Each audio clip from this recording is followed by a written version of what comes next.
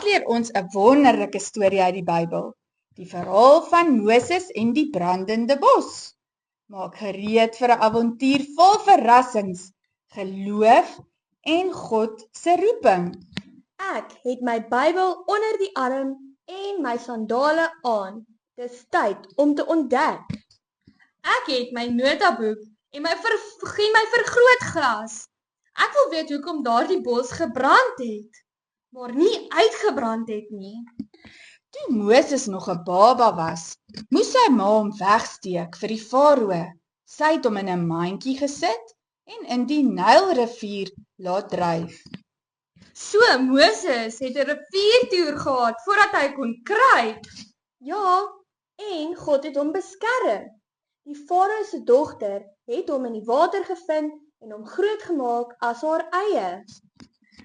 Later, toe Moses groot is en skape oppas, sien hy 'n bos vol vuur, maar dit brand nie uit nie. Ek dink dis 'n spesiale godvuur. Gewoonlik moet jy vinnig blus. God het uit die vuur gepraat. Moses, ek het my volk se lyding gesien.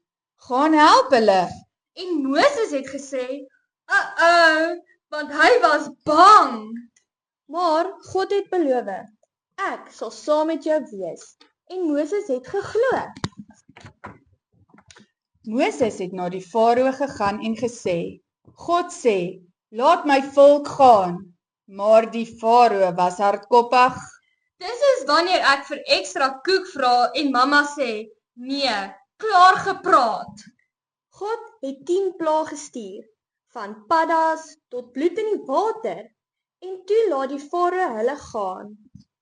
Maar toe kom hulle by die Rooi See.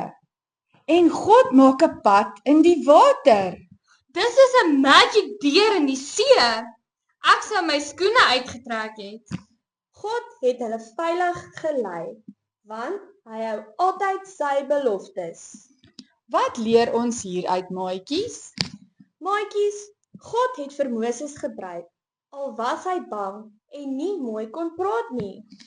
So, as ek bang is vir 'n groot taak, kan God my ook help? Presies. God gee ons moed wanneer ons hom vertrou. Kom ons bid saam.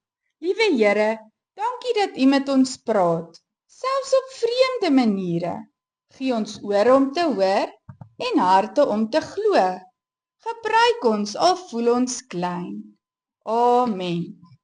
God het met Moses gepraat uit 'n brandende bos. Wie weet hoe hy vandag met jou wil praat. Miskien nie deur vuur nie, maar dalk deur 'n vriend, 'n droom of selfs 'n les soos hierdie een. Tot ons volgende Bybelreis, maatjies, hou julle harte oop, julle oë nuuskierig en stap saam met God, waar hy julle ook al lei.